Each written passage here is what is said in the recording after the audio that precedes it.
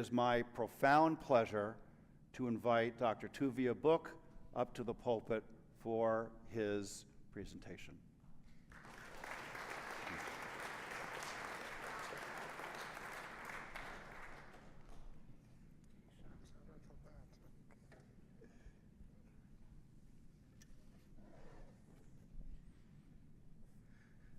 Shabbat Shalom, everybody. Shabbat Shalom. Okay, this is called the King's English, for those of you that don't know. And the reason is the language is called English and not American, and that's quite self-explanatory. However, what I did want to talk about is why, and see the theme of the evening is the power of the Jewish spirit. Gaza from the front lines will be more of tomorrow's presentation and Sunday's presentation. But I want to talk about the power of the Jewish spirit. I might not sound like you, and we do have a similar language. However, I grew up just like you. I grew up in the diaspora. I grew up, unfortunately, shadowed by the Holocaust. My mother was the daughter of two parents who were the only survivors on their sides of the family. My grandmother came from Hungary, my grandfather came from Poland, and they were the only survivors. So my mother literally grew up with a mother and a father and a brother and a sister, full stop. No one else, no cousins, no uncles, no aunts, no grandparents. So how many people just sitting here were affected directly or indirectly by the Shoah, who lost family members they know about? So it's a shadow that still goes over Judaism today and the Jewish people. So I grew up in a house like that.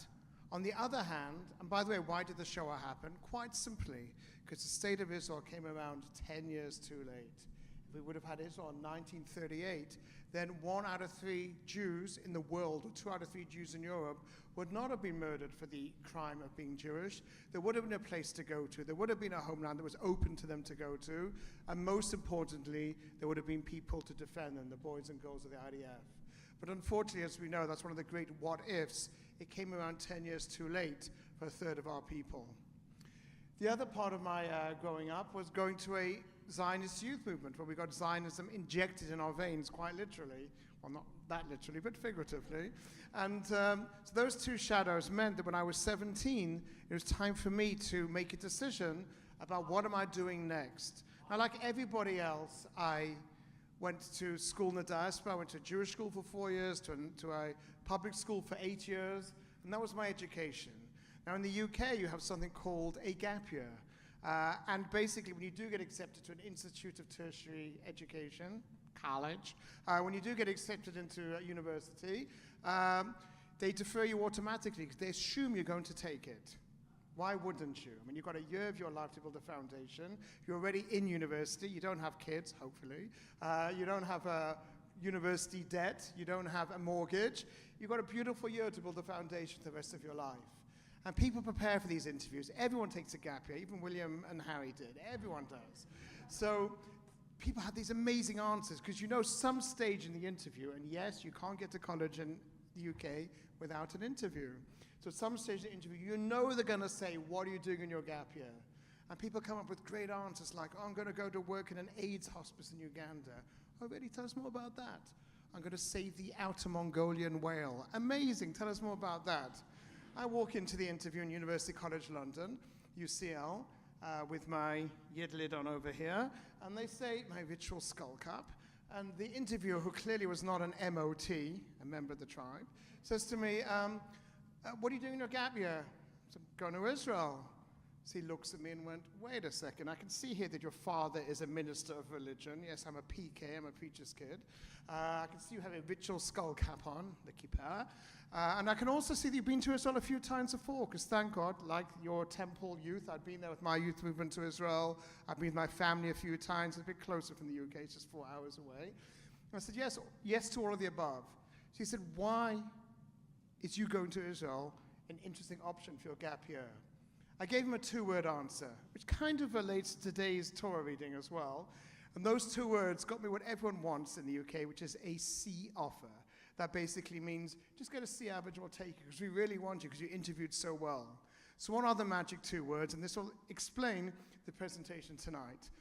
So today's Torah reading is very important because it has the first commandment the Jews were given as a people, which is quite obscure, which is to keep the new month, to keep the Rosh Chodesh, to make sure our calendars align. So the Passover, as we know, is always going to be in spring, as opposed to the Ramadan that just falls all over the place. The Jewish calendar is very organized. In fact, 2,000 years ago, a rabbi called Hillel made sure, don't ask me how, because I'm a bit mathematically challenged, that if every 19 years you 7 times add an extra month in, the calendar would always be balanced. How he figured that out, I don't know, but he did. But that's the first commandment we got as a people. However, I said to my university interviewer, I would like to fulfill the first commandment the first Jews got. And what is that commandment? Anyone know? Sound of silence. What's the first commandment the first Jews got? You would think, but no. You would think it's the I am Lord your God, but that was way in the book of Exodus. We're still in the book of Genesis here, right? Let's start off with the basics. Who were the first Jews? Well, Abraham and Sarah, because without Sarah there weren't any more Jews. Adam and Eve were the first humans, so people like to be fruitful and multiply, but that was to everybody, even though it's a lot of fun to do. But that wasn't the first commandment. What was the first commandment the first Jews got? Honest Abe and honest Sarah. What was the first thing they were told to do? 2 words. No, the multiply one we like. That's not Jewish, that's everybody, right? What else? Go forth. I like that. So in Hebrew, it's called lech lecha. 2 words that sound very similar. You go. That's important. Not just go forth. That's passive, right? You go, right? That's what they were told. You go. And that sums up Judaism, my friends. Because to Jew is to do. It's not enough just to talk the talk. If it's right, you literally have to walk the walk. And that's what they did. They walked the walk. And they were my inspiration, both in my childhood and much later on in my life as well. Put your words where your mouth is and walk the walk. Lech lecha. Don't say, well, let someone else do it. You have to do it. Without that attitude, without that Jewish spirit, we would not have our beautiful state of Israel. Our much troubled state in recent years, but our beautiful state of Israel. Why? Because if everyone said, let someone else do it, we would never have a country. It's that simple. If everyone said, let someone else do it, we would never have an army. Anyone who's spent time in Israel, and that's going to be our first clip I'm going to show you now, will know that it's a beautiful country. You see trees everywhere, but every single tree that you see was planted by hand. Every single tree. There's 2 very small natural forests in Israel. It's the only country on the planet Earth with a net gain of trees. When you walk around Israel and you hear people speaking Hebrew, and you go to, I went to an Omer Adam concert a couple of weeks ago with I think I was the oldest one there by 40 years, a whole bunch of teeny boppers, but you hear like Israeli music, you go to the theater, drama, everything's in Hebrew. You just assume, oh, that's great. Hebrew's a spoken language, but no. The Jews had to come 1 word at a time and revive what everyone else called a dead language. It's equivalent to getting Latin and making it alive again today. So 1 word at a time, because of our spirit, we revived our language. 1 tree at a time, we revived our country. And 1 defender at a time, 1 soldier at a time, we revived what's most important for the Jewish people in our spirit, our sense of self-worth, our sense of who we are. It's nowhere to run, nowhere to hide. That was what was going on in the 1930s. But Judaism didn't just survive, it thrived and it returned because of that spirit. 1 soldier at a time, we revived our self-worth. 1 Hebrew word at a time, we revived our language. And 1 tree at a time, we revived our beautiful country. So I wanted to start off with a very short clip. And it's about Israel. But it's not the Israel you see in the media. We'll see the clip and you'll see why you think I'm starting with this as a trigger.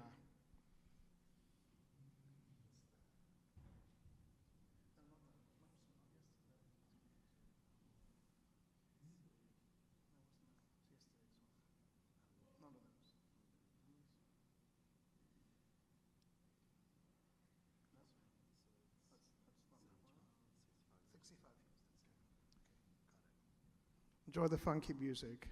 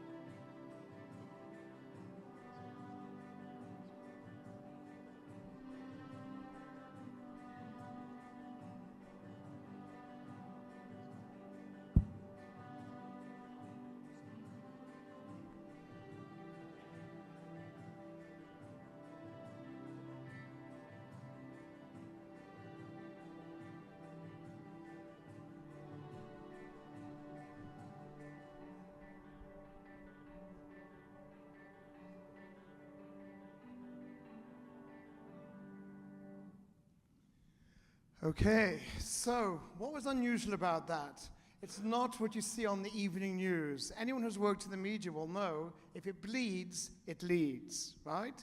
So if your entire interpretation of Israel is solely based on the evening news, and I know we are in CNN land over here, then you all say, wow. So basically, everyone just walks around with a flak jacket and a helmet. There's things blowing up. There's some camels and sand dunes and lots of barbed wire.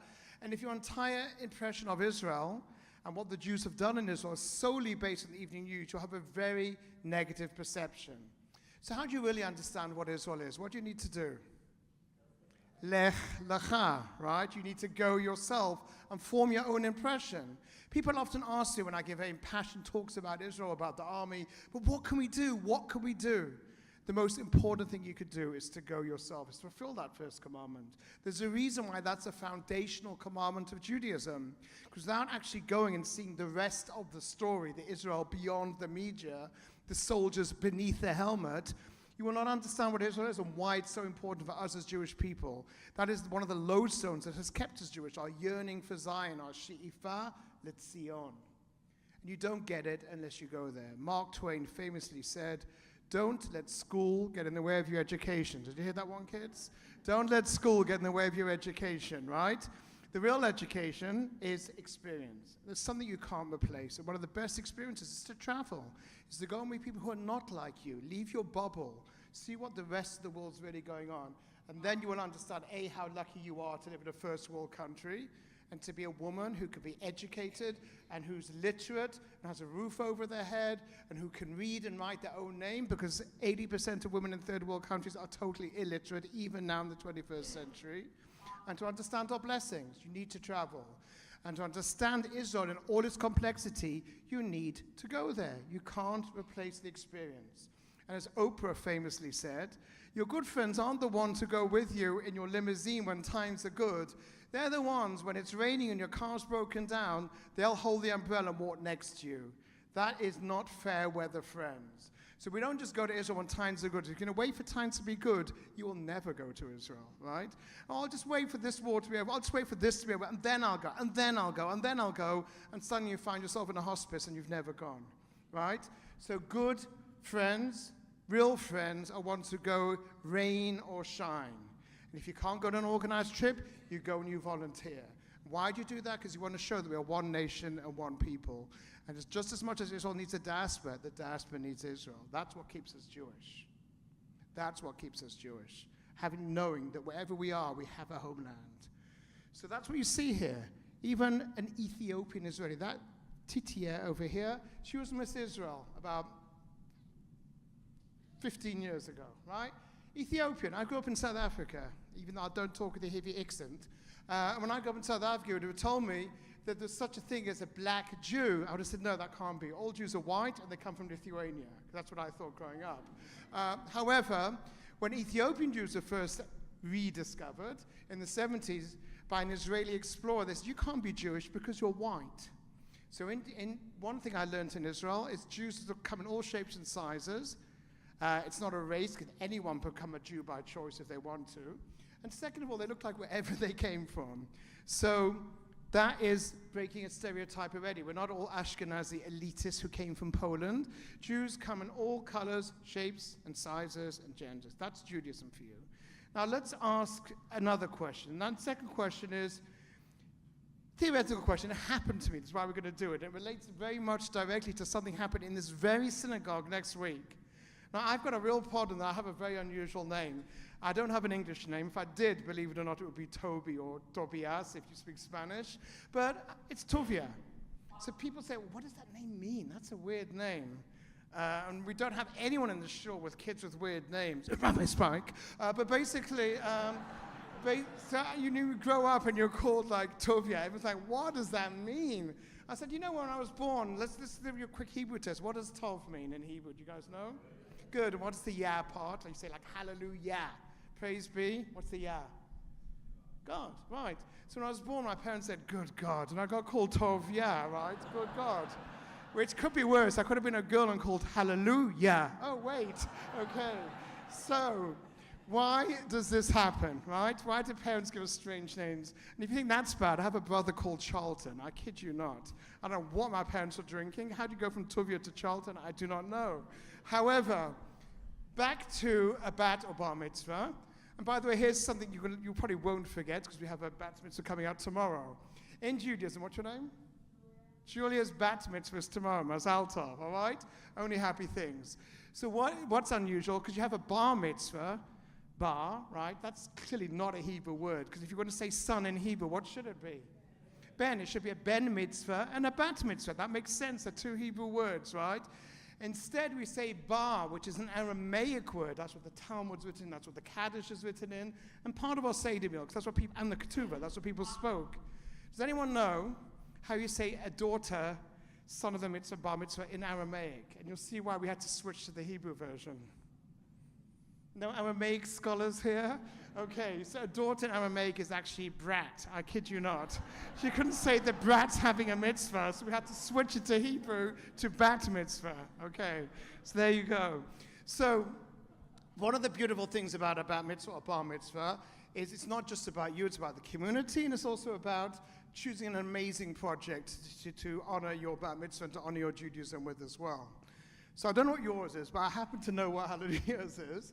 And this goes back to Israel. I was once given a very difficult task where I had a group of top bankers from a place called Macaulay Investment Bank. It's based in Australia, but they have all over the world. And they come to Israel. Most of them were not MOTs, were not members of the tribe. And I was told they have 1 day off to travel. Most of them, it's their first time in Israel. They're based in Tel Aviv. We're not schlepping to Jerusalem or the north or the south. Within Tel Aviv, builders a day. Right? These are highly educated people. Most of them have never been to Israel. And what they do know was based on the evening news. So, wow, two sites in the whole of Israel. What do you pick as an educator? And my high school history teacher basically gave me the key, which is, as a successful educator, it doesn't matter how much you say or what you say, it matters what you don't say. You need to know a lot. We have to filter very quickly because less is more and more is less. So what were the two sites I took them to? So in the morning, I took them to Caesarea, if anyone's been there, Caesarea on the beach, not so far from Tel Aviv. And there you could talk about the history and importance of Israel. By the way, Israel's not just for us, not a history lesson or a her story, his story or her story, it's our story. I'll say that again, it's not his story or her story, it's our story. It's not another thing you learn in social studies in school and throw it away. Because of Israel, what happened, that's why we are here today. So, Caesarea, great way to do the overview of history. Why? Location, location, location. That's where everyone was there. All the history is done. Archaeology, all done. Slam dunk. Then I had to think to what I'll do in the afternoon to showcase what Israel is today, how Israel is a light and in the spirit of the Jewish people. How do we light up the world? So I decided to take them to a place in Holon, just south of Tel Aviv, called Save a Child's Heart, SACH, right? Now, anyone who's followed the half marathon, when was it? Not a couple of weeks ago, will know that is Hallelujah's Bat Mitzvah project. I've known since she was about that big. It was her Bat Mitzvah project. So why did I go there? Quite often we get focused on what's good for the Jews. In this case, as you know, I have African roots. Save a Child's Heart really sums up, in my opinion, the spirit of Israel. I'm going to show you a clip in a few minutes. Before that, I wanted to share you a story from the highest freestanding mountain on the planet Earth, which is called? Not a trick question. This is nothing to do with Judaism. You might actually know the answer. What is the highest freestanding mountain on the planet Earth? And you don't need any technical climbing equipment to climb it. Everest is not freestanding as part of a range, but good answer. Just stands by itself. Kilimanjaro, indeed, or Kili, as its friends call it. So one of the more extreme ways to raise money, as I did for my daughter's Bat Mitzvah project, which was also Save a Child's Heart, is to go with a Save a Child's Heart team. This is Yvonne being a combat medic. I went with the team to screen a 2-week mission to Africa to screen kids and also to do follow-up on kids. and also climb Kilimanjaro. It's no biggie, it's just 19,500 feet. It takes a week to do, to raise funds and awareness for this organization. What do they do? We're about to see a clip, and you're about to see why that is included in a very brief presentation on the spirit of the Jewish people. About 1 in 100 children is born with congenital heart defects, even in the developed world. That's just a statistic. However, in the Western world, when we get strep, what do we do? If you get diagnosed with strep, what happens? Get antibiotics, right? Take a strep test, get antibiotics. What happens if you have no access to antibiotics because you live in the third world? It grows, goes down your throat, affects your heart, enlarges your heart, and within 2 years you're dead, right? So easily preventable, thanks to Alexander Fleming, but it's not an option in the third world. And it happens, unfortunately, very preventable. There's a very uneven distribution of wealth and knowledge in this world. So what does Israel decide to do about it? They decide we're going to take kids from 70 different countries now, right? Over 7,000 kids, including countries that Israel's officially still at war with. Countries in the kids from the Palestinian Authority, kids from Iraq, kids from all over the Middle East, from Afghanistan, and mainly kids from sub-Saharan Africa and developing countries. Bring them to Israel, and anyone who knows anything about cardiac surgery, it's something that costs about, normally, if you did it in the United States, about $250,000 to do. I know this because I once had a birth-out group with one of the participants who had open heart surgery, and it cost $250,000. They brought 7,000 kids to Israel, this organization, and pro bono, highly specialized pediatric cardiologists literally give these kids a new lease on life. And they don't say, excuse me, are you black, are you white, are you Asian, are you Muslim, are you Christian? No, you've got God's light in you. We're going to give you that gift of life. Now, if that wasn't enough, what's the highest form of charity according to our belief? To be cardiac pediatrists in their country. What a fantastic organization. And why do they do it? Despite everything going on in Israel, despite the missiles, despite the existential threats, despite living in a not such a sympathetic neighborhood. Why does Israel do it? Because it's the right thing to do. So leave your cynicism at the doorstep. They simply do it because it's the right thing to do, to be a light to the nations. What does it look like? Let's look at one example. Before we look at Esther, we're about to see now, I wanted to give you the example of why Esther. So I went to Save a Child's Heart. We went to Africa. Just before we went up Kilimanjaro, we were staying in a beautiful hotel about 20 kilometers away. You got it? Yeah, that's it, yeah. About 20 kilometers away. And this climb was starting on Shabbat morning, Saturday morning. So people have different ways of keeping the Sabbath and observing the Sabbath. And back then, it's very reverse. And he was actually a Maasai Christian, very religious Christian. And he said, where are you guys from? I said, Israel. He said, Israel? I've never been there. In fact, I've never left Tanzania. But when I have enough money, I want to go to God's country. Because whoever blesses Israel will be blessed. Whoever curses will be cursed. Like, he gave me the whole evangelical shtick. I'm like, wow, amazing. Then he said, by the way, what is SACH? What does it even stand for? I said, well, actually, it stands for Save a Child's Heart. I told him what we do. And he's listening there with his mouth just hanging open. And he said, you know what, my niece, she has got a congenital heart defect, and she's pumped up on medication. She's 2 years old, and she has a very limited time to live. I said, how do you even know that? He says, because we had a bunch of doctors come to my sister's village from India, and they checked her out, and they told us that's what she has. Then he said, do you think the doctors coming tomorrow, they can do anything? I said, well, I don't know, but we can always ask them, but if they came, they must have charts. And he said, I'm sure they do. So the next day, the team came, and he spoke to the lead doctor of Save a Child's Heart, Dr. Sagi, and he told them the issue. And Sagi said, listen, we're about to climb Kilimanjaro. When we come down on Friday, tell your sister to come with the niece and the charts, and have a look and see if there's anything we can even do. So up, down, no biggie, right? 19,500 feet, 6 days, down again, get back to the hotel. And we haven't showered because there's no showers on Kilimanjaro. And even more shocking, I told my own children, I said, we have to take all our own food. They're like, oh, okay. We have to take our own water. They're like, oh, okay.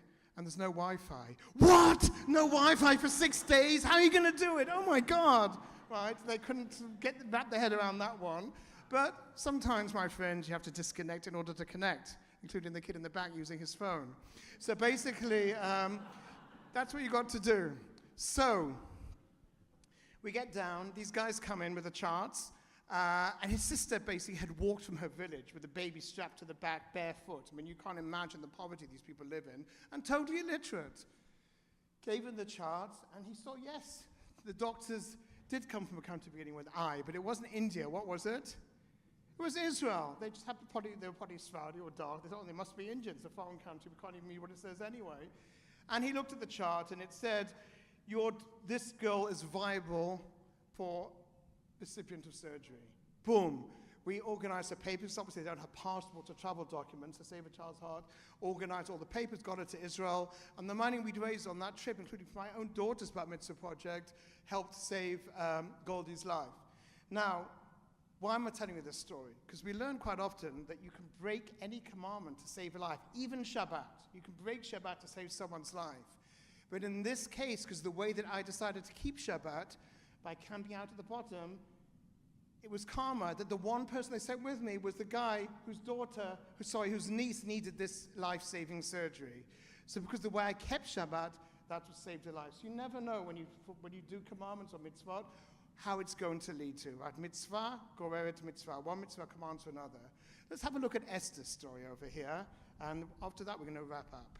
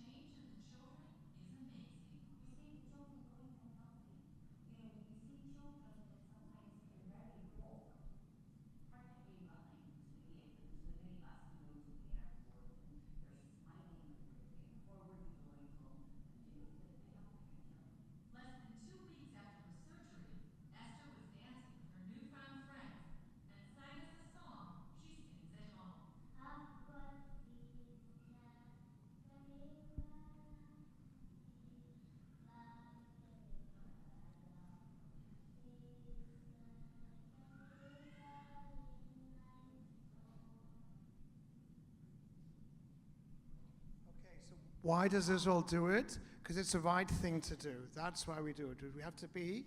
Are we an Am K'chol Ha'amim? Are we a nation like any other nation? In some ways, yes. But also we strive to be an Or LaGoyim, a light to the nations as well. And to conclude, which is always the best words of any presentation, and to conclude, the rest of the time I'm blessed to be in this wonderful community. I'll be speaking more about the IDF. Tomorrow I'm talking about the role of the women in the IDF. And then on Sunday I'll be talking about the morality and ethics of how we operate inside Gaza, including very recently declassified footage as well. And I'm going to talk about it from the insider's perspective as well. Now, again, when you mention Israel, not the first thing that jumps to your mind isn't the stuff we've been seeing, right? And the first thing when you mention the IDF is usually the faceless, helmeted soldier. What I'm tending to do, what I hope I will be able to achieve, is to bring who these young men and women are. And these young men and women are many things. There are many, many different things. And most importantly, they are us. They are our sons. They are our daughters. They are our family. We are all one. And as I mentioned just previously, before we came in here at the Friday night dinner, when it comes to joining the IDF, no one says to you, excuse me, are you black? Are you white? Are you brown? Are you left-wing? Are you right-wing? Are you religious? Are you secular? Because nobody cares. Once that green uniform covers on, we're all there for one purpose and one purpose alone, to ensure the future of the Jewish people. Because, my friends, the future of the Jewish people will play out in Israel. And thank God we've got amazing boys and girls who will show us that future. And they are the spirit of the Jewish people.